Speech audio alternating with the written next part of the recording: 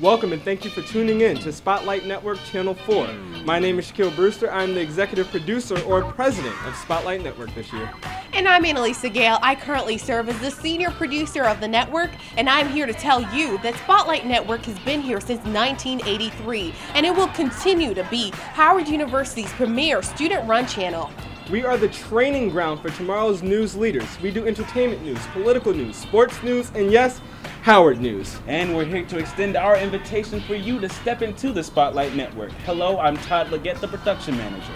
Yes, starting August 29th, that's this Wednesday, we will be looking for new, committed, and dedicated members. So, if you're interested in becoming a reporter, videographer, or an anchor, then this is definitely for you.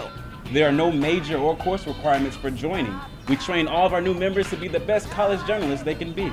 You want more information? Definitely send us an email to spotlightnetwork@gmail.com. That's spotlightnetwork@gmail.com. Applications are due Friday, September 7th, so act now. Act now? Act now. Thank you for tuning in to Channel 4. Stay tuned for a student showcase of our best work from last year. Dare to be different. Dare to be bold. Step into the spotlight.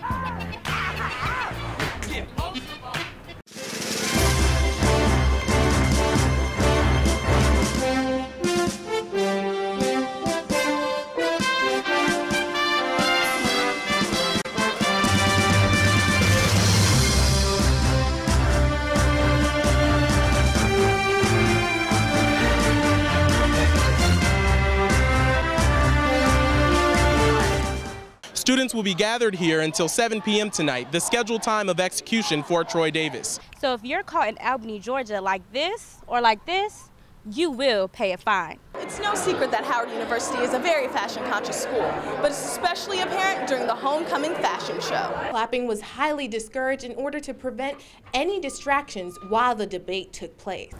Demonstrators say they'll remain until changes are made.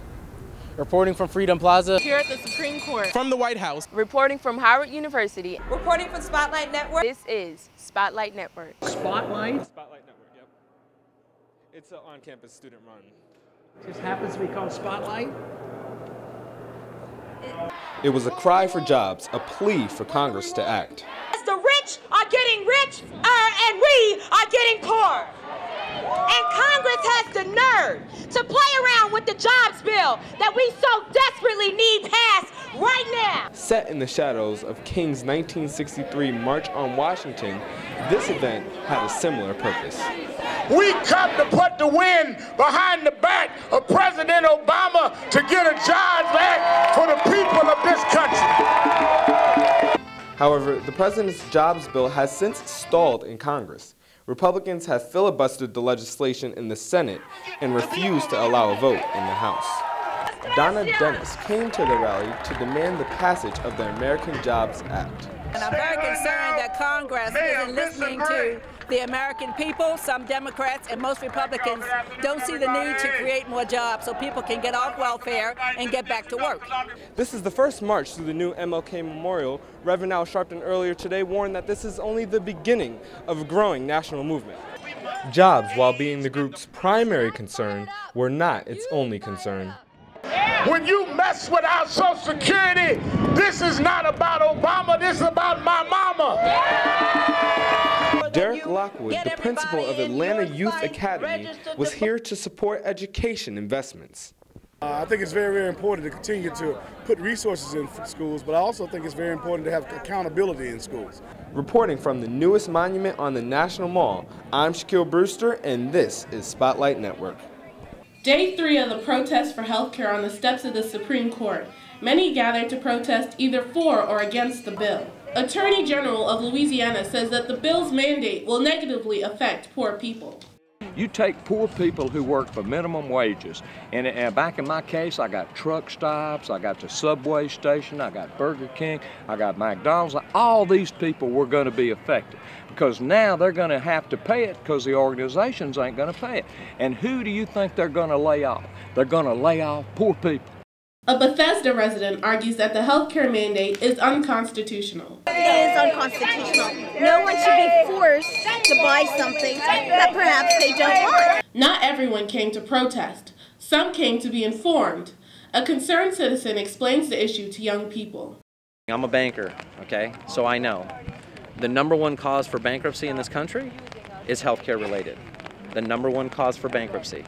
So when people go bankrupt, okay, what happens in that scenario? Most people don't understand the whole thing. When people go bankrupt, that means that they stand in front of a judge and they say, Your Honor, I can't pay this bill. So if I can't pay this bill, what do? The judge says, okay, we'll protect you. The judge protects you.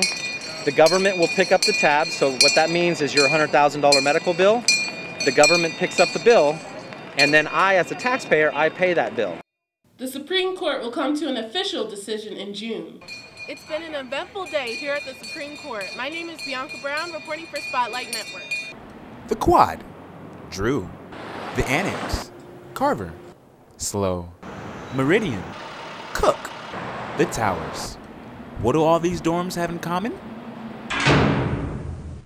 Howard students characterize themselves as independent, diligent young adults, and many feel that the visitation policy is unnecessary. I definitely feel like that we don't necessarily need visitation policy. Coming here, a lot of people say that visitation ends up being stricter than their parents actually are at home.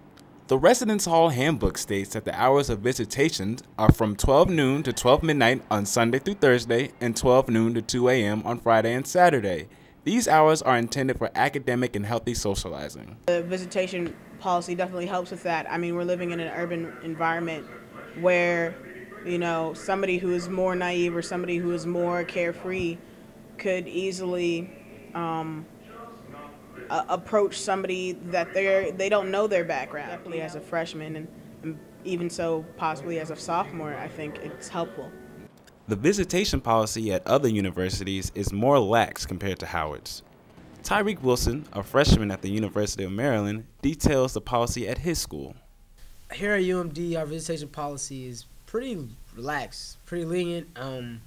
There's no sign-in, sign-out sheet. You can have a visitor. You guys are young adults.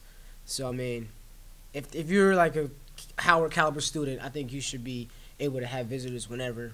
So guys, remember, if you want to be snugged up with your Valentine on Valentine's Day, make sure it's between the hours of 12 p.m. to 12 midnight. I'm Todd Leggett reporting for Spotlight News.